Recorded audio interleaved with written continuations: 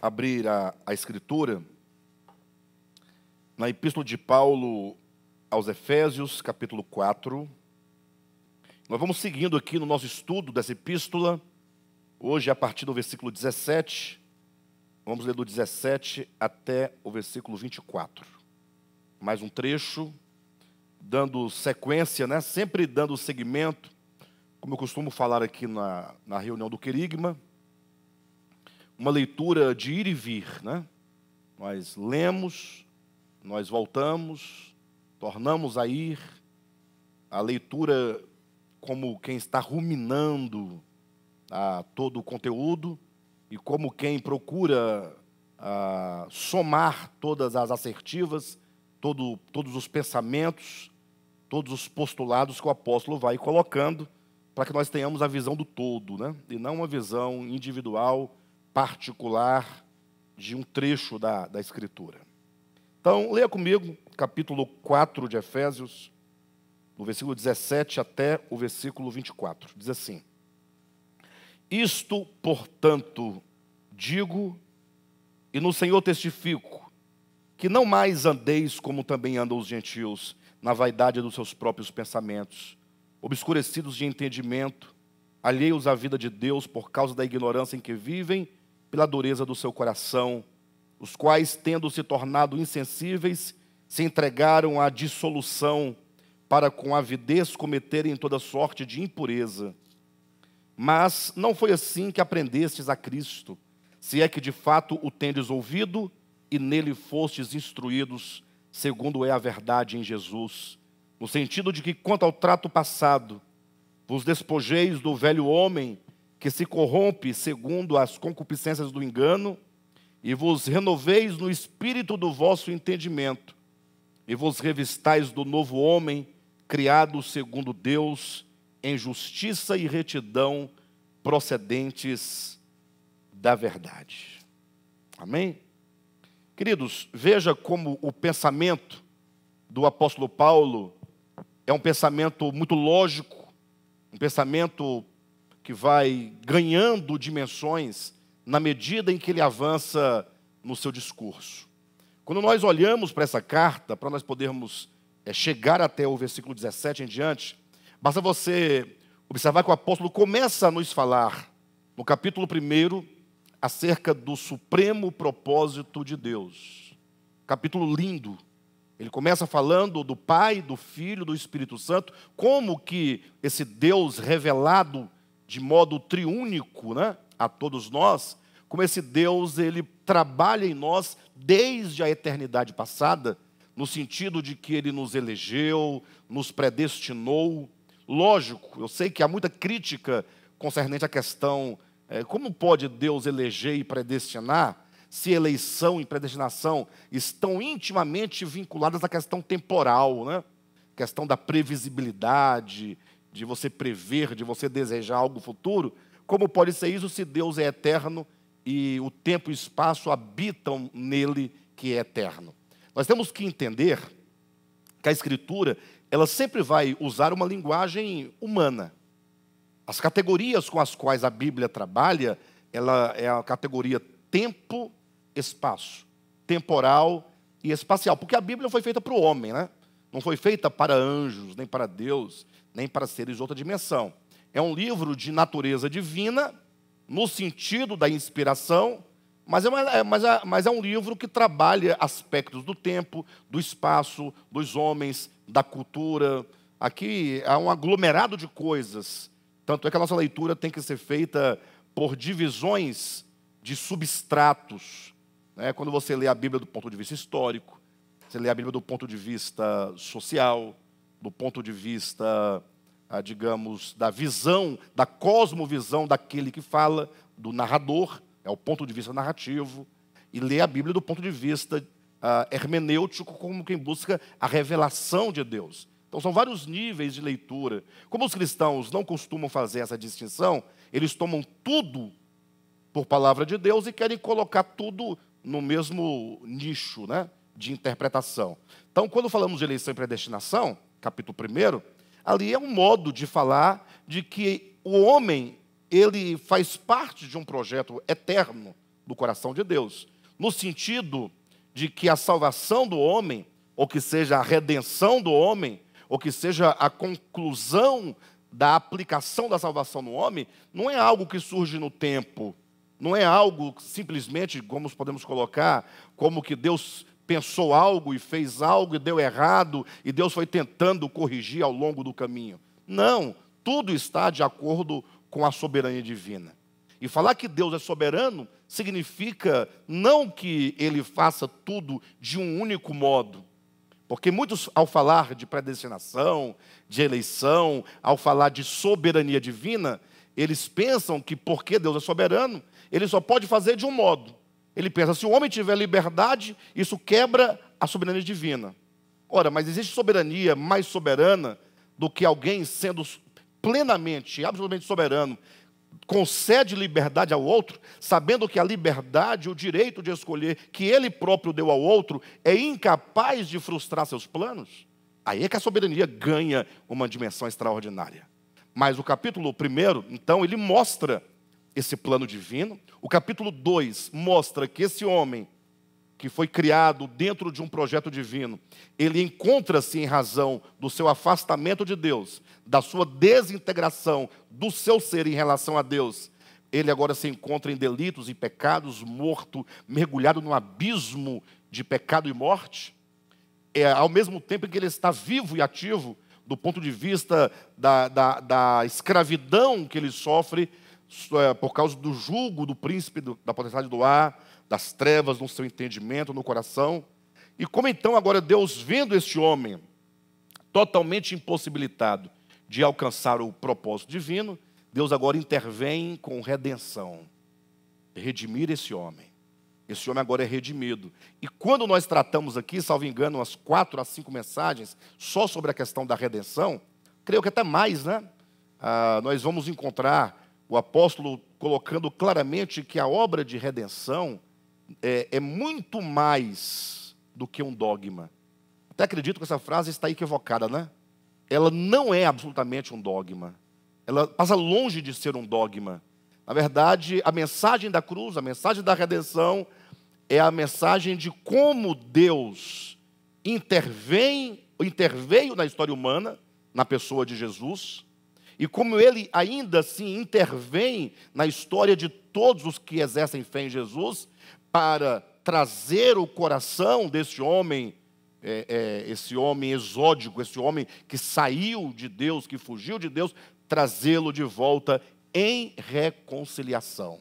Então, essa epístola vai trabalhando a ideia de Deus trazer os homens que estão distantes, tirando todas as barreiras, todas as paredes da separação entre Deus e o homem, entre o homem e o homem, entre nação e nação, para que, então, todas as barreiras criadas pelo pecado sejam destruídas. E o instrumento que Deus usa para destruir a separação, para que a unidade aconteça, para que a reconciliação aconteça, é a cruz. A cruz é o epicentro, é o lugar onde todos se encontram em Deus. A cruz é o lugar, tanto é que Paulo diz que quando Cristo estava na cruz, né, capítulo 2, ele fala que por meio da cruz, reconciliasse em si mesmo ambos os povos, judeus e gentios, em um só corpo com Deus. Agora, a grande questão é que a cruz não pode ser vista como um mero artefato histórico. Não pode ser visto como dogma. Os cristãos, eles falam muito da cruz. Cristo morreu por você, Ele foi crucificado. Exaltam muito essa verdade. E faz sentido a exaltação da cruz, para aqueles que entendem. Agora, é preciso nós entendermos o significado da cruz. Dizer que nós amamos a mensagem da cruz, que nós desejamos pela cruz, que nós cremos na cruz de Cristo, significa mais do que tudo que nós vemos na cruz a única maneira, uma maneira irredutível e exclusiva de Deus de quebrar, de destruir, de matar o ego. Não há outra maneira. Cruz é destruição do ego. Quantos se aproximarem da cruz serão destruídos com o seu ego. Não tem como. Não tem como você preservar o ego e ao mesmo tempo ir à cruz. Isso é contraditório. A única maneira de você preservar o ego e ainda assim ter a cruz é ter uma cruz de madeira dentro da sua casa, um crucifixo no peito, ou ter a cruz como um dogma, que você diz que é muito bonito, mas é só um dogma, só a doutrina. Mas Paulo diz que a cruz é uma experiência. Temos que olhar a cruz do ponto de vista ontológico. A cruz é a negação, a cruz é o morrer, a cruz é o perder, a cruz é o perdoar, a cruz é o se doar, a cruz é o abrir mão de si, a cruz é não se aferrar ao fato de ser alguma coisa, a cruz é a anulação da ilusão do querer ser alguma coisa. Isso é a experiência da cruz. Quando isso acontece, quebram-se as barreiras, as paredes da separação, seja o pecado, seja a lei, seja a inimizade, seja o que for, e agora obtém-se a unidade. Por isso que eu digo que o tema dessa carta, o tema central é a unidade. Se Paulo começa falando sobre o propósito eterno, se ele fala sobre a desintegração do homem, se ele fala sobre redenção, se ele fala sobre a cruz, sobre a reconciliação, mas tudo isso é para chegar no ponto que ele quer, unidade. Mas entenda, conforme já falamos aqui umas dezenas de vezes, que a unidade também não pode ser vista como um tema, como um dogma. Ele pode ser tratado como um tema para uma exposição acerca do que se trata, mas nós não podemos parar no tema. A unidade é o resultado orgânico do derrubar as barreiras de separação no coração humano. Então eu posso cantar 1 bilhão de vezes: recebi um novo coração do Pai, somos corpo, e assim bem ajustado, hino lindo por sinal, que declara belas e bonitas verdades. Agora, isso só é real, isso só é válido quando ele sai do plano da doutrina para a nossa experiência. E nós precisamos, portanto, lutar por essa experiência. Por isso que no capítulo 4, Paulo ele já entra aqui fazendo um rogo, Esse rogo é o rogo para que nós nos apropriemos dessa verdade. Esse rogo é como que ele dissesse: olha, depois de eu apresentar do ponto de vista conceitual a verdade de Deus acerca do propósito eterno, da desintegração do homem em relação a Deus, da condição do homem morto dos pecados, e então da redenção, da reconciliação, da unidade, agora eu rogo para que nós possamos apreender essa verdade no nosso espírito, no nosso coração. Aí ele começa com um rogo-vos, pois. E ele vai dar os motivos, as razões, por que nós devemos cultivar essa unidade, buscar com afinco essa unidade. Porque devemos nós buscar com desespero essa unidade.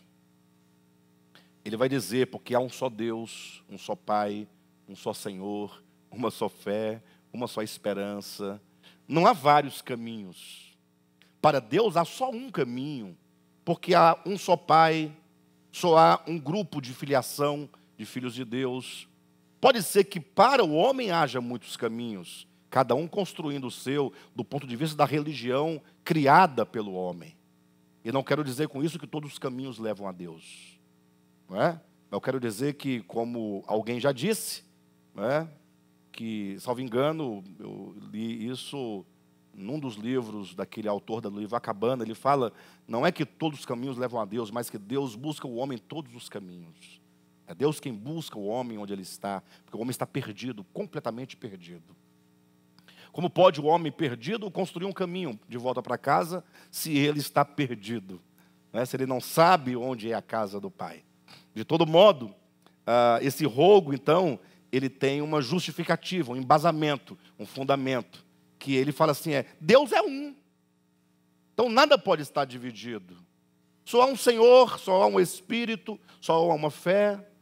Então o homem precisa se adequar organicamente nessa unidade, que é o próprio Deus e que é o cosmo criado no próprio Deus. Daí ele vai dizer que Deus nos deu instrumentos para alcançar essa unidade. Ou seja, não é uma questão de eu chegar aqui e pregar, e a unidade, porque é o resultado da redenção, que é o resultado da reconciliação. Isso aí nos traz a compreensão intelectual, porque nós estamos ouvindo e somos seres racionais. Mas Paulo entende que o alcance dessa experiência de cruz, de redenção, de reconciliação, de unidade, é um resultado árduo de um laboroso trabalho de natureza apostólica. A gente vai colocar aqui sobre os homens dons. Deus supriu-nos com homens dons, para que esses homens, eles sejam, num primeiro momento, aqueles que nos norteiam e nos orientam com respeito ao propósito de Deus, à economia de Deus, ao modus operandi de Deus, levar a cabo o que Ele deseja, apresentar de maneira clara essas verdades, mas veja que é somente como o ponto de partida, porque os santos, uma vez aperfeiçoados, eles agora, cada um de nós, os santos, cada um é que deverá desenvolver o ministério, a obra do ministério. Puxa vida, quando isso acontecer, de cada membro entender que ele é colocado como um obreiro, eu dizia que quando cada um de nós, eu fico imaginando uma comunidade, digamos uma comunidade de 50 membros, pequena, né? Bem singela, mas 50 membros que entenderam o seu papel, entenderam o seu chamamento, e não somente entenderam, mas que agora eles respondem positivamente a esse chamamento. Eu sei que há níveis de resposta, porque a resposta nossa, ela vai depender do nível de compreensão, de recepção da palavra. Mas eu imagino todos os membros como um todo. Se são 50, se são 20, se são 30, se são 100, não importa quantos são. 1.000, 2.000, 10.000, 1 milhão. Mas a igreja, eu estou falando, a igreja de Jesus Cristo, agora entendendo, nós vamos caminhar nesta direção, porque nós conseguimos enxergar o alvo e nós agora desejamos por isso. Quando se compara a igreja do primeiro século, a igreja do século 21, aí nós vemos a disparidade. Eu falo de igreja agora no âmbito geral, tá? Todos os que se intitulam cristãos, vamos colocar desse ponto de vista. Até tem uma canção chamada Em Memória, né? Salvo engano, eu conheço com a cantora Mara Lima, né? Cantora gospel cristã, e essa canção Em Memória, ela fala que ela gostaria muito de ver a bravura dos santos em plena arena enfrentando os leões. Quanto mais a fogueira queimava, mais se ouvia o louvor dos nossos irmãos. Sobre o sangue tombavam nas ruas, chegavam nos céus com a vitória nas mãos. Então, essa canção é como que dissesse, eu queria tanto ver nos dias de hoje a igreja com aquele mesmo fervor. E olha que nós somos muito mais devedores do que a igreja primitiva. Porque a igreja primitiva, ela teve uma compreensão da verdade. Lógico, os apóstolos legaram a ela, mas entenda a dificuldade dos crentes do primeiro século. Por exemplo, quando Paulo escreveu a Epístola aos Efésios, eu imagino que ele escreveu, os irmãos de Éfeso tiveram acesso. Mas e as demais igrejas tiveram acesso? Havia, porventura, um tipo de, como eu posso colocar, de logística para que essas cartas chegassem às mãos de todos os membros, de todas as igrejas, em todos os lugares? Não havia. Tudo isso aqui foi uma compilação posterior. E hoje você tem Mateus, Marcos, Lucas, João, Atos, Romanos, Coríntios, Gálatas, Efésios, e assim você tem 27 livros nas suas mãos. Os primeiros irmãos não tinham nada absolutamente, senão o testemunho pessoal, oral, que eles receberam ali. Imagine vocês que eles viveram debaixo de profunda perseguição religiosa. O Império Romano, juntamente com as forças religiosas do judaísmo, queriam destruir a igreja, aniquilar a igreja, varrer a igreja do planeta Terra. Ou seja, eles tinham todos os motivos para não congregar mais. Inclusive o livro de Hebreus, que é o livro que trata desse contexto, né, por volta do ano 60, 68, né, como que os cristãos alguns estavam, de certo modo, até desanimando da fé em razão da pressão que sofria, mas ainda assim nós temos o testemunho de umas centenas de homens e de mulheres que eles não viam outra coisa à sua frente senão o alvo a ser alcançado da fé. Agora, hoje em dia, qualquer coisa que acontece nos é motivo para não prosseguir, para não avançar, não é? Imagine só, lá em Provérbios diz: há um leão solto nas ruas, diz o preguiçoso. Ou seja, você não vai, não, há um leão solto nas ruas. Ou seja, eu sou doido de sair de casa, eu saio, esse leão me come, então eu não vou sair, há um leão solto nas ruas. Agora imagine se esse provérbio pega, e os irmãos do primeiro século, sabendo que a arena estava cheia de leões famintos, teria essa razão para dizer: não, eu não posso prosseguir, porque há leões soltos na arena. Mas não, eles se entregavam completamente, mesmo sabendo que o seu destino imediato e terreno, ou temporal, seria a morte nas arenas de Roma. Tem o exemplo, o testemunho, né, lá de um bispo de Antioquia, fugiu-me agora a memória o nome dele, Inácio, né? Inácio de Antioquia, que ele foi preso por causa do nome de Jesus, de pregar a palavra, e num dado dia que ele seria lançado às feras, para ser devorado pelas feras naquela arena, alguns irmãos estavam com ele, e diz a história de Inácio de Antioquia, que alguns irmãos falaram: Inácio, pensa bem, olha, você pode arranjar um modo de escapar disso. De repente, sei lá, né, como que dando uma sugestão para ele. E ele falou assim: olha, eu sou o trigo de Deus, que será moído pelos dentes dessas feras, para me tornar uma fina flor de farinha, do que sairá um pão para alimentar a Deus e os homens. Olha que determinação é essa? Por que esse camarada falou desse modo e encarou a vida, não, a morte desse modo? Qual era a força dentro dele que o impulsionava? Se não uma compreensão clara, uma certeza, uma convicção de que Deus é eterno, de que Deus tem um propósito, e eu faço parte desse propósito. Então, ele estava totalmente determinado a se entregar, como se entregou.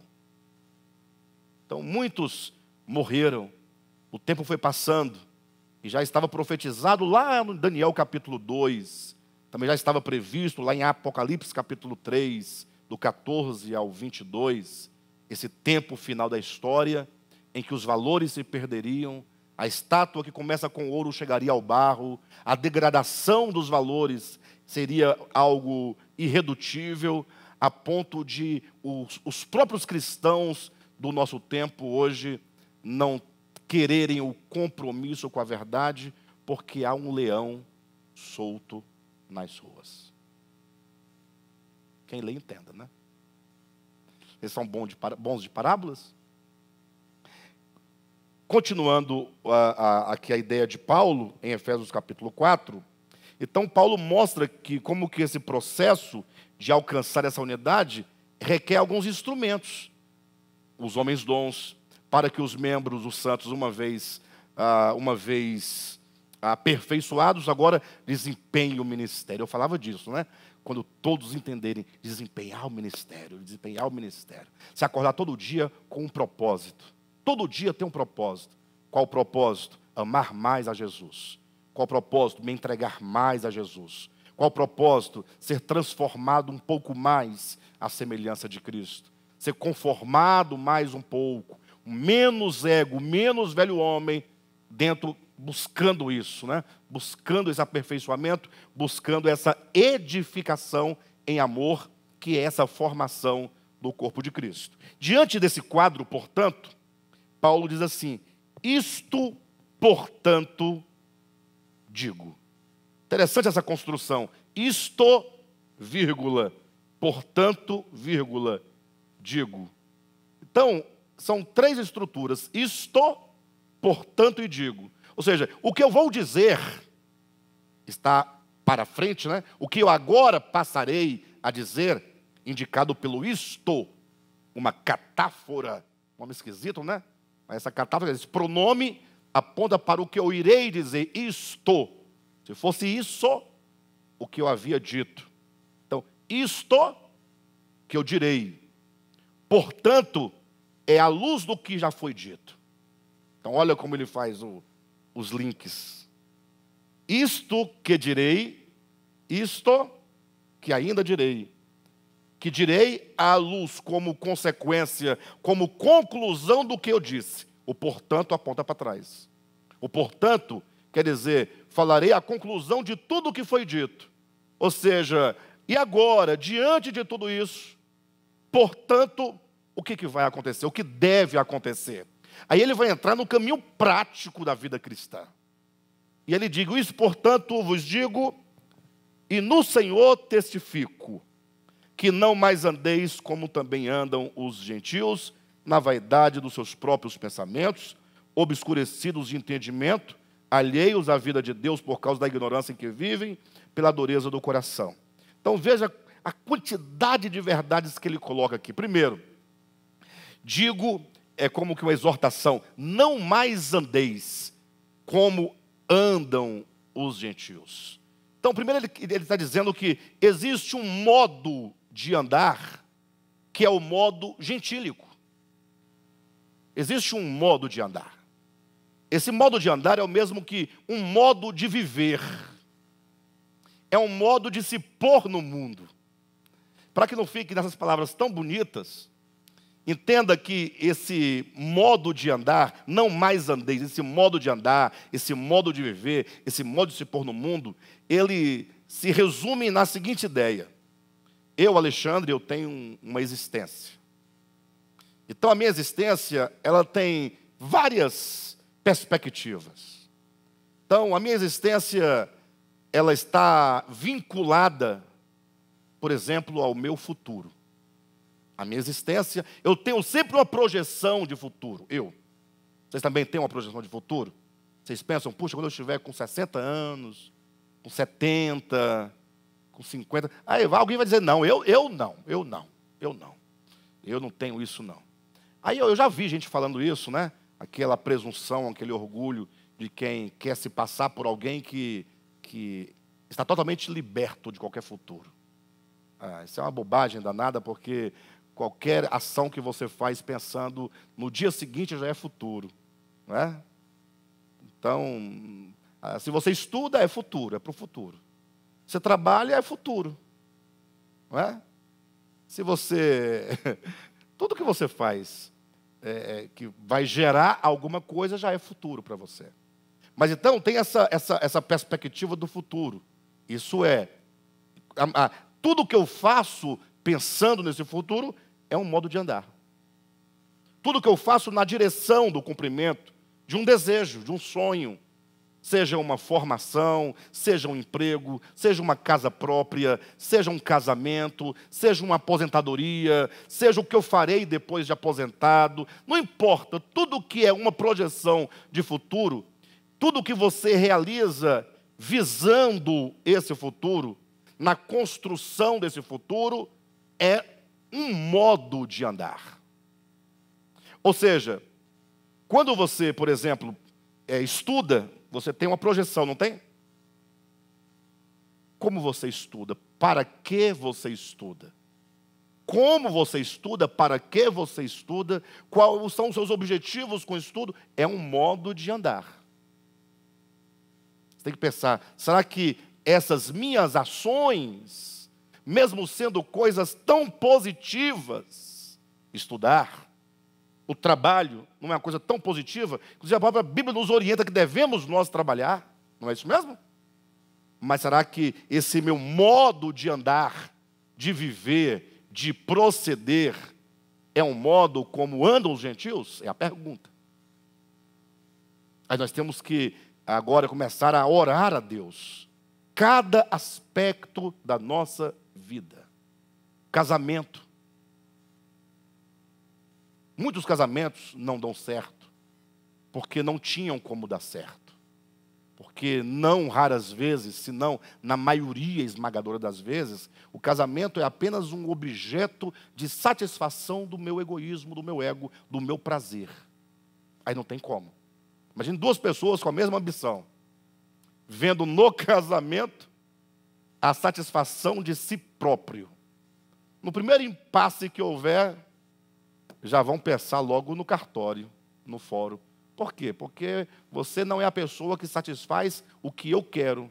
Porque quando o outro também quer, imagina duas pessoas querendo a mesma coisa. Ninguém quer dar, ambos só querem receber. Então, é preciso nós pensarmos cada área da nossa vida. Porque quando a gente fala de vida cristã, infelizmente, você pode fazer o teste. Pergunta para qualquer pessoa, qualquer crente. Qual é a expectativa que se tem sobre alguém que se converteu? Agora, fala, não, que ele pare de beber, que ele pare de fumar, que ele... Aí, a depender do grupo, da denominação, vão mudando. Mas a ideia é sempre essa, né? Que ele não faça tatuagem, né? E se ele já tiver, não tem o que fazer. Mas, a partir de agora, mais nenhuma. Mais nenhuma tatuagem. Né? Que agora ele vá aos cultos, que agora ele dê o seu dízimo, que ele jejue, que ele... Aí tem aquele grupo de coisas. O que não tem nada a ver, nada disso tem a ver com vida cristã. Nada disso tem a ver diretamente. Vida cristã não é ir à igreja. Você pode ir à igreja sem nunca ter vida cristã. Você pode ter nascido dentro da igreja e morrido dentro da igreja sem nunca ter vida cristã. Então, o ir à comunidade faz parte do nosso desenvolvimento. Mas não é isso que justifica o ser um cristão. Vocês entendem, não? Dar dízimo, mesma coisa. Orar, cantar, ter uma Bíblia. Nada disso diz respeito, no sentido direto, ser um cristão. Ser um cristão diz respeito, e a palavra ser um cristão, no ato de ser, do verbo ser, aponta já para o ser. Ser é o seu próprio, um ser crístico, um coração cristão, uma mente cristã. Então Paulo fala assim, olha, a primeira coisa que você tem que ter em vista, o cristão ele tem um modo diferente de existir. Ele tem um modo diferente de andar. Ele tem um modo diferente. Esse andar se traduz como de trabalhar, de estudar, de se casar, de construir, de plantar, de tudo, todo o seu viver. Tudo. Acordou segunda-feira. Você tem uma série de coisas para resolver. Não tem? O modo como você vai resolver aquelas coisas, os seus relacionamentos com as pessoas, é um modo de andar. E o pior, as pessoas até hoje, a maioria dos cristãos, não conseguiram nem pensar nessa questão, modo de andar. Por isso que elas estarão sempre medindo as pessoas por pelas estruturas pré-estabelecidas dos usos e costumes. Por isso que os ímpios os ímpios já sacaram. Os ímpios já abriram os olhos. Quando vão fazer negócio com crente, eu falo, opa, crente? Não, peraí. Ele já percebeu que aquele estereótipo de cristão já não engana mais eles. Fala, não, eu já fui muito enganado por crente, agora não me engana mais não. Então, os ímpios estão espertos. Não, eles estão espertos. Por muito tempo os ímpios foram enganados. Pelo cabelo comprido, pelo paletó, pela gravata, pelo hálito de jejum, né? Pela Bíblia debaixo do braço, toda suja, pelas orações. Hoje em dia os ímpios, opa, não, estou fora. É crente, ele já te olha atravessado, já te olha com suspeita. É crente, suspeite. É a lei. Só que os próprios crentes não viram isso ainda. Eles acham que com isso é o diabo que está furioso. Não, porque o diabo está furioso com a minha vida. Porque o dono da loja não confia mais em mim. Eu já fui em lojas de instrumento musical, adquirir alguma coisa, e o dono da loja me fala, olha, aqui eu não vendo mais para crente, só no dinheiro. Foi crente, foi pastor, aqui não. Falei, mas gente do céu, não, aqui passou o cartão eu vendo, trouxe dinheiro eu vendo, o negócio de começa pedindo para baixar preço, porque Deus vai te abençoar. Não, faz um preço melhor, porque Deus te abençoa. Não, vende por esse preço, porque Deus vai. Fala, não, eu estou trabalhando, meu irmão. Você tem que até respeitar o meu ambiente. Não é com essas histórias para cá, me vende pela metade do preço que Deus vai te abençoar. Não. Aí então você não tem fé que Deus vai abençoar? Não, você é que é esperto, não é o outro que não tem fé. Aí você quer colocar tudo na cacunda de Deus, tudo na conta de Deus. Aí os crentes querendo ter vantagem em tudo. Não pode chegar uma pessoa que tem uma condição melhor, que já quer tirar, já quer tomar, espoliar a pessoa. Já tive em situação, não, aqui na minha loja, se foi crente, não vendo no cheque. E aí pegou um tanto de cheque, tudo é de pastor aqui, ó, um por um. Foi mostrando. Cheque de 1.000, de 10.000, de 20.000, 50.000, 30.000, todo tamanho. Eu falei, você nunca recebeu? Ele falou, esse aqui está condenado. Não recebe. É?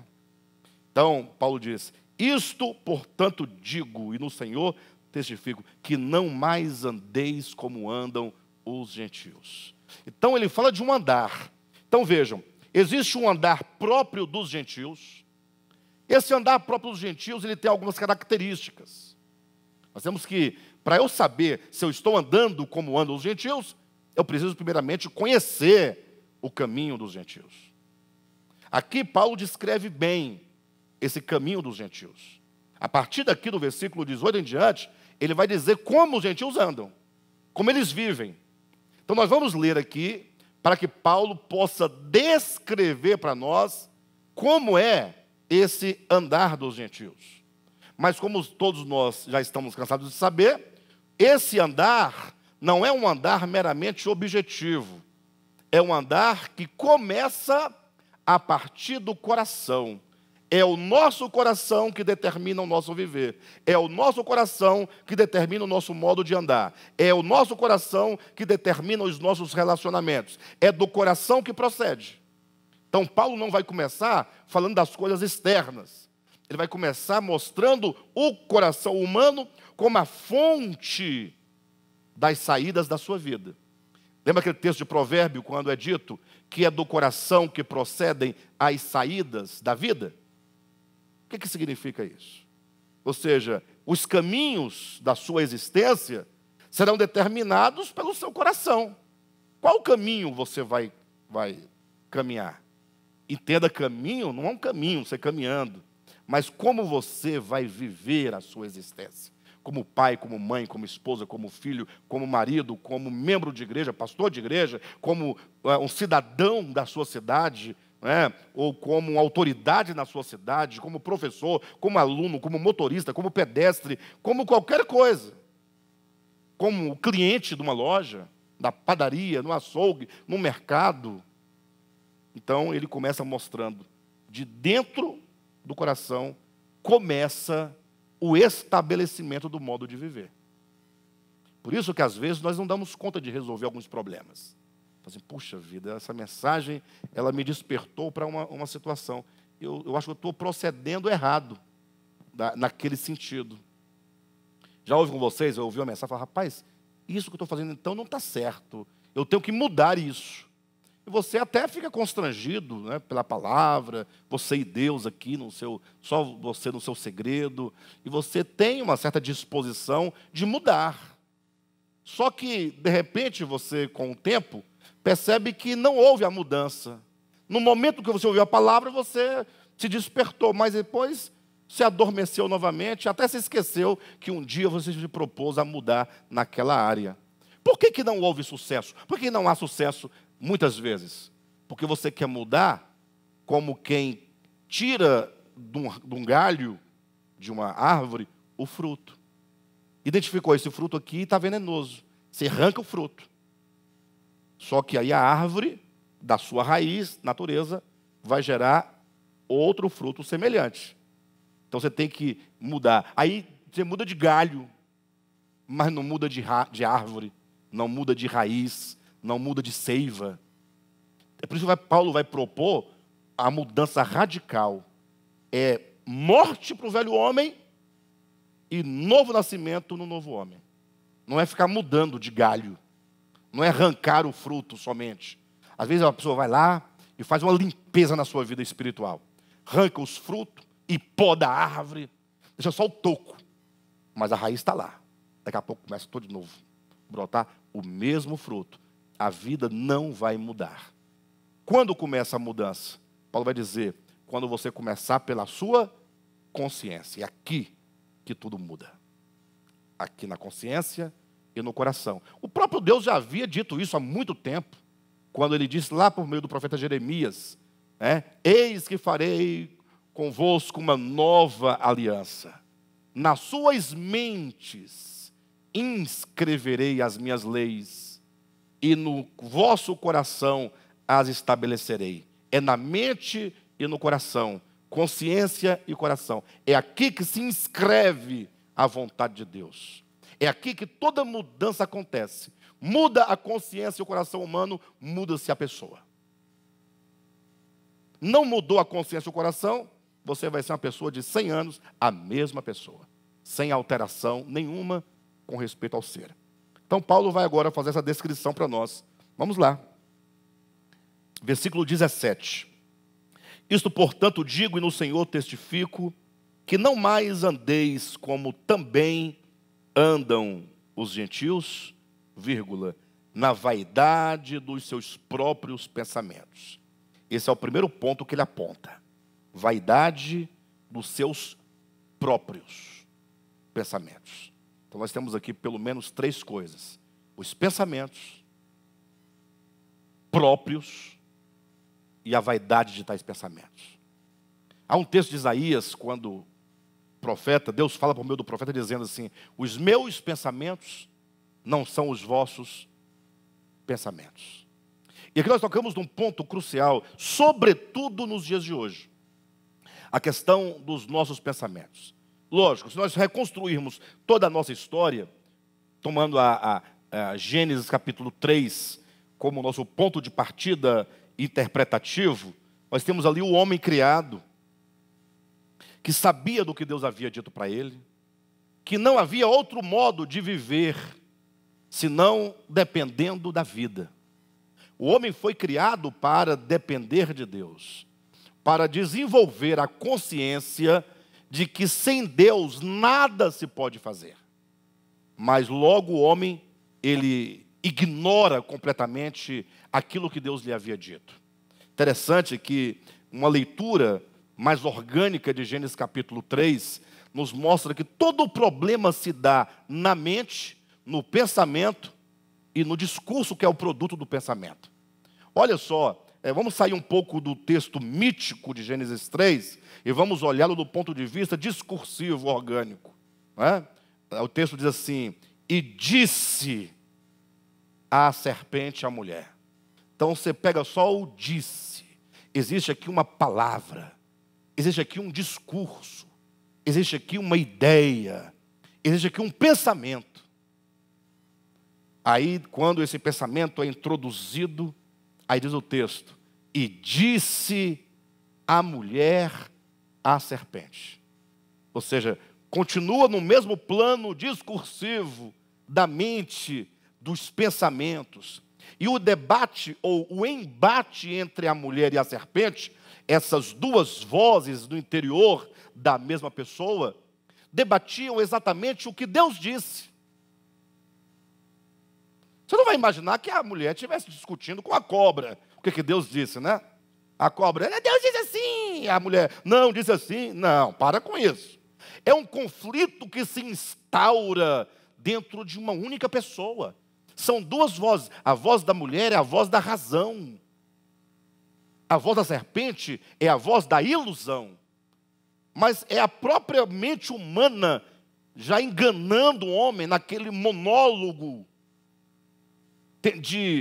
naquele monólogo que procura estabelecer os motivos porque eu farei de outro modo. Qual é a primeira coisa que nós fazemos quando alguém fala algo para você, e explica as consequências, tudo tal, e você teimoso Sobretudo se for alguém superior a você que falou e você teimoso não quer atender, aí você começa a fazer o quê? A procurar justificativas, explicações. Todas as vezes que nós cometemos um erro, no sentido de nós não procedermos de acordo com o que a palavra de Deus, com o alvo estabelecido, quando nós erramos o alvo, nós vamos ter as nossas justificativas. Sempre. Sempre. Seja acusando o outro, não, mas o erro foi do outro. Como Adão diz depois, né? Foi a mulher que tu me deste. E a mulher disse, não, foi a serpente que tu criaste. Deus olhou para a serpente tem nada para falar, porque ela não estava nem entendendo a conversa de Deus com Eva e com Adão, com ninguém. Vocês entendem? De modo então que essa ideia do discurso, do pensamento, de procurar uma justificativa, uma razão, uma explicação, porque isso, como já dizia um grande poeta do século XIX, é como que abrir uma janela na consciência. Porque vai ficando tão quente dentro da consciência, quando você começa a admitir que você não quer obedecer, você não quer proceder, você não quer, aí a consciência vai trabalhando. Aí você abre uma janela na consciência para entrar um vento, quando você consegue encontrar uma justificativa. Não, tudo bem, eu sei que é errado, mas esse mais é o alívio que você traz. Você fala assim, eu não sou tão errado assim. Posso até estar errado, entretanto, aí você vai criar uma justificativa. Então, lá em Gênesis, você já encontra o homem nessa perplexidade, quando, a partir dos seus pensamentos, ele procura estabelecer o seu próprio modo de pensar, como estando acima dos pensamentos divinos. E esse pensamento, portanto, é um pensamento vão, é um pensamento vaidoso. A palavra vaidade na Bíblia, é em qualquer outro lugar também. Vaidade significa aquilo que não é duradouro, aquilo que tem aparência, mas que se desgasta, se dissolve e desaparece no tempo. Tudo aquilo que uma mulher muito bonita, um homem muito bonito, dois jovens bonitos, assim, você fala assim, puxa, mas que casal bonito, rapaz.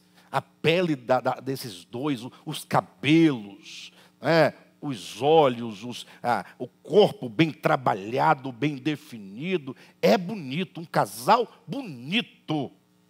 Mas vai ficar assim eternamente? Então, isso que parece, mas não é, vaidade. Então, aparência mais não ser é igual a vaidade. Basta esperar algum tempo para você tornar a olhar e falar assim, mas cadê? Desapareceu. A beleza desaparece. Isso é vaidade. Então, quando fala que os gentios andam na vaidade dos seus pensamentos, é na ilusão dos seus pensamentos. É a ilusão do homem achar que os caminhos que ele estabelece para viver vai dar certo. É a ilusão de achar que não, Deus é sábio, Deus é a sabedoria perfeita, plena, absoluta. Entretanto, eu também sei alguma coisa, poxa. É só Ele que sabe. É só Ele que sabe agora, e ninguém mais sabe nada, ninguém mais pode. É o homem presunçoso, é um pensamento presunçoso. Achar que nós sabemos de alguma coisa. Deus fala assim, olha, não faça isso, porque esse caminho leva à morte. Aí o homem fala, não, deixa comigo. Eu vou caminhar por esse caminho, vai dar tudo certo no final. Inclusive, eu vou transformar esse caminho em vida. Ele acha que nada vai dar errado. Por isso que Paulo falou umas palavras tão belas e tão duras ao mesmo tempo, para explicar essa ideia. Ele fala assim, olha, lá em Gálatas, capítulo 6, ele diz assim, olha, não vos enganeis. Quando ele diz, não vos enganeis, o que ele está fazendo? Olha, vocês vivem se enganando. Vocês sabem, mas aí vocês procuram pretextos para enganar a si mesmo. Não vos enganeis, de Deus não se zomba. Pois aquilo que o homem semear, isso também ceifará. Aí nós temos que fazer a leitura bem feita, tá, irmãos? Para poder pegar o todo da ideia. Então, não vos enganeis. 2, de Deus não se zomba. 3, aquilo que o homem semear, isso também ceifará. O que ele está dizendo aqui? Quando se diz respeito a semear, saiba. O que é o semear? É o andar no mundo. O modo como você anda, como você vive. Tudo, palavras, gestos, atitudes, tudo, o modo como você vai construindo os seus relacionamentos, suas decisões, é um plantar. Tudo tem consequência. Tudo. Se você faz o bem, tem consequência. Se você faz o mal, tem consequência. Tudo. Não pense em você. O problema é que existe uma lei da semeadura e da colheita, que é uma lei natural, é uma lei universal, é uma lei irredutível. Por que irredutível? Leva para o laboratório, pega uma semente de laranja e planta. Quantas vezes vai nascer um pé de laranja? Ou há alguma possibilidade de você plantar uma semente de laranja e nascer um pé de jaca? Eu falo da semente natural, né? Não é manipulada. Ou seja, se você plantar 1 milhão de vezes aquele grão, só vai dar laranja. Sempre, sempre, sempre, sempre, sempre, sempre. Pode nascer uma laranja mais mirrada, menos doce, mas é laranja. É uma lei irredutível. Só que essa lei, ela é tão clara, ela é tão verdadeira, ela é irrefutável. Porém, eu estou falando do versículo, voltando, tá? Comecei da semeadora. O que nós falamos? Não, eu vou fazer assim, mas no final dá certo. Não, mas você está semeando isso, meu irmão. O que vai colher? Você sempre pensa que vai colher alguma coisa que não é fruto daquela semente. Você pensa, eu vou plantar laranja. Não, eu vou plantar espinho e vou colher banana. Eu vou plantar ódio e eu vou colher amor. Eu vou plantar inimizade e eu vou colher amigos que me recebam nos tabernáculos eternos. Eu vou plantar disseção e vou colher unidade. Eu vou plantar fofoca e vou colher honra. Sempre quando acontecem coisas conosco, as pessoas pensam assim, mas por que eu? Você já tentou buscar se não existe uma sementinha plantada? Agora, tem um problema que o capeta é tão sem futuro e ele é tão enganador, esse demônio do engano, das trevas, na mente do ser humano, que tem pessoas que fazem coisas perversas, ruins, achando que a semente é boa. Você acredita nisso? Eu já vi gente indo à casa do outro fofocar de alguém em nome da preservação do povo de Deus. Olha, mas se você quer preservar o corpo de Cristo, não é indo a fofocar do outro na casa do outro, não. Primeiramente procure os líderes da igreja. E esse irmão, ou então procure o próprio irmão. Ele não é o bem que você quer? Em última instância, toda a igreja vai ouvir em uma só voz, aqui, para que não haja fofoca, contenda, nada disso. Mas não, a pessoa vai na casa de um, fala. Vai na casa do outro, fala. E para cada um diz, olha, nós temos que orar pelo irmão. Aí vai. Essa pessoa está plantando uma semente de discórdia, de fofoca, de confusão, de inimizade, só que ela própria está tão enganada que não percebe a semente que está plantando. Então, a lei da semeadura é algo claro. Até uma criança entende se você usar essa metáfora. Só que tem um problema. Nós falamos o quê? Não, vai dar certo no final. Quando você diz isso, você está zombando de Deus. Zombando? Como assim? Ora, Deus está te orientando, Ele está te falando, Ele está te ensinando. e você diz que você vai fazer do modo como você quer e vai dar certo no final, está dizendo que Deus não sabe de nada, ou que Deus é mentiroso. Você está escarnecendo de Deus, você está zombando de Deus. Por isso você está totalmente enganado. Não vos enganeis, de Deus não se zomba. Sempre que você semear algo, você vai colher. A mesma espécie, da mesma natureza, porque é uma lei. Então, esses pensamentos vãos dos homens é a sua ilusão. Qual é a conclusão lá de Gênesis 3, daquele monólogo? A mulher, por fim, deu ouvidos à voz da serpente. O texto diz assim: disse a serpente, disse Deus, disse a mulher. A mulher estava diante de duas vozes, a qual ouvir. Então, de maneira prática, hoje nós temos um modo de nos pôr no mundo. Esse modo ele pode estar de acordo com a voz da serpente, que gera em nós pensamentos vãos, pensamentos vaidosos, de ilusão, ou podemos nós dar ouvidos à voz de Deus e conhecer a vontade de Deus e começar a trilhar esse caminho de dar ouvidos à voz de Deus. Problema, como diz aqui, que eles andam na vaidade dos seus próprios pensamentos. Ou seja, os pensamentos eles são próprios. Eles não se submetem ao falar divino, à direção divina, ao conhecimento divino, à palavra divina, e eles então escarnecem de Deus, e por isso eles estabelecem um modo de viver neste mundo totalmente diferente daquilo que Deus gostaria que nós vivêssemos. Então tudo começa com os nossos pensamentos. Tá bom? A partir daqui, nós vamos desenvolver nos próximos estudos. Paulo ele vai demonstrar essa interioridade, onde tudo acontece, e a partir do versículo 25 em diante, entrando para o capítulo 5, capítulo 6, ele começa a demonstrar todos os pontos que constituem o andar de um filho de Deus. Se o gentio anda desse modo, ele vai dizer, o filho de Deus que anda na luz anda deste modo. Aí nós não vamos ter dúvida nenhuma. Nenhuma.